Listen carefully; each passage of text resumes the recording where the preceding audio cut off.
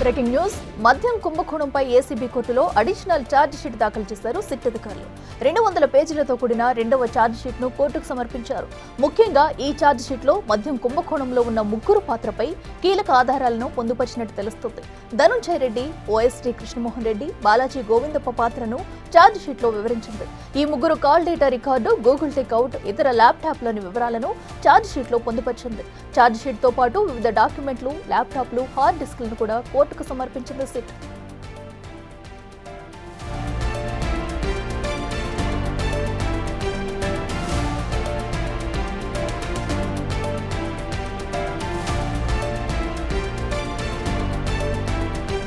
ఇదే అంశానికి సంబంధించి మరింత సమాచారం మా ప్రతినిధి శివాలయంలో అందిస్తారు. శివ, చెప్పండి, మరి లిక్కర్ కేసుకు సంబంధించి అడిషనల్ ఛార్జ్ షీట్ లో కీలక విషయాలు పొందుపరిచినట్టు తెలుస్తుంది. ప్రధానంగా ఏ అంశాలను ప్రస్తావించింది? కొత్త వ్యక్తుల పేర్లను ఎవరైనా జత చేశారా? అప్డేట్స్ ఏంటి? అట్లా మొత్తం మీద చూసుకుంటే లిక్కర్ కేసుకు సంబంధించి కూడా రెండవ ఛార్జ్ షీట్ ని సిట్ అధికారులు కొద్దిసేపు క్రితమే విజయవాడ ఏసీబీ న్యాయస్థానంలో సబ్మిట్ చేశారు. మొదటి ఛార్జ్ షీట్ కి సంబంధించి 305 పేజీల ఛార్జ్ షీట్ ని దాఖలు చేశారు గత నెల 19వ తేదీన. తాజాగా ఈ రోజు 200 పేజీల పైగా ఛార్జ్ షీట్ ను సిట్ అధికారులు ఏసీబీ న్యాయస్థానంలో సబ్మిట్ చేశారు. దీంట్లో బాలాజీ గోవిందప్ప, కృష్ణమోహన్ రెడ్డి, ధనుంజయ రెడ్డి ఈ ముగ్గురు పాత్రకు సంబంధించి కీలకమైన సమాచారాన్ని సిట్ అధికారులు దాంతో పొందుపరిచిన పరిస్థితి కనిపించింది. గత 20 రోజుల కాలంగా జరిగిన వ్యవహారాలకు సంబంధించి, అంటే ఏదైతే గత నెల 19వ తేదీన ఛార్జ్ షీట్ దాఖలు చేశారో ఆ తర్వాత గత నెలలో 12 రోజులు, ఇప్పటికి 9 రోజులు, అంటే దాదాపుగా 20 రోజులకు సంబంధించి జరిగిన విచారణకు సంబంధించి కానీ జరిగిన డేటాకి సంబంధించి కానీ సిట్ అధికారులు ఛార్జ్ షీట్ దాఖలు చేశారు. మొత్తం దాదాపుగా 5 నుంచి 8 వరకు ఛార్జ్ షీట్లు దాఖలు చేసే అవకాశం కనిపిస్తూ ఉంది. అయితే కేసులో ముగ్గురు నిందితుల పాత్రపై కీలక ఆధారాలను పొందుపరిచారు.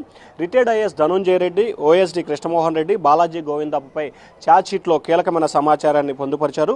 అయితే పాలసీ మార్పు సంబంధించి సిండికేట్ సమావేశాలు, ముడుపుల వ్యవహారం కొనసాగింది. లిక్కర్ పాలసీల మార్పుకు సిండికేట్ సమావేశాలు, ముడుపుల వ్యవహారం వీరి ఆదేశాల ప్రకారమే జరిగినట్లు సిట్ అధికారులు గుర్తించారు. అలాగే లిక్కర్ మార్పులు అమలు కమిషనర్ సంబంధించిన వ్యవహారాల్లో ధనుంజయ రెడ్డి, కృష్ణమోహన్ రెడ్డి నిరంతరం పర్యవేక్షించినట్లు కూడా గుర్తించారు. లిక్కర్ ముడుపులు ఎలా సేకరించాలి, ఎక్కడ దాచాలి, బ్లాక్ను వైట్గా ఏ రకంగా చేయాలి అనే దానికి సంబంధించి వీరు డైరెక్షన్స్ ఇచ్చినట్టు కూడా తెలుస్తూ ఉంది. అలాగే లిక్కర్ వ్యవహారానికి సంబంధించి బాలాజీ గోవిందప్ప తరచు ఈ కేసులో నిందితులు ఎవరైతే ఉన్నారో ఆ నిందితులతో కూడా తరచు ఫోన్లో మాట్లాడినట్టు కూడా గూగుల్ టెక్ ద్వారా కూడా సమాచారాన్ని సేకరించారు.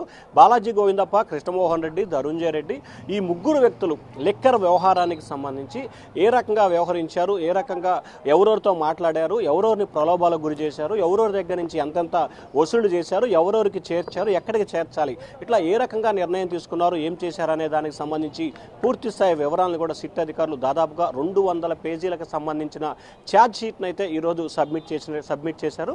సో ఓవరాల్గా చూసుకుంటే మరికొంత డేటాను కూడా అధికారులు సేకరిస్తున్నారు. ఏదైతే గతంలో ఛార్జ్ షీట్ దాఖలు చేసిన తర్వాత, అంటే గత నెల 19వ తేదీన ఛార్జ్ షీట్ దాఖలు చేసిన తర్వాత కోట్ల రూపాయలు నగదు దొరకటం, అలాగే బాంబే, హైదరాబాదు, బెంగళూరు తదితర ప్రాంతాల్లో కొంత డేటాని సేకరించేందుకు కూడా సిట్ అధికారుల బృందం ఇక్కడి నుంచి ప్రత్యేక బృందాలు వెళ్ళి అక్కడ గాలింపు చర్యలు చేపట్టడం, కొంత డంపుని పరిశీలించడం, స్వాధీనం చేసుకోవడం, కొంత డేటా సేకరించిన పరిస్థితి కనిపించింది.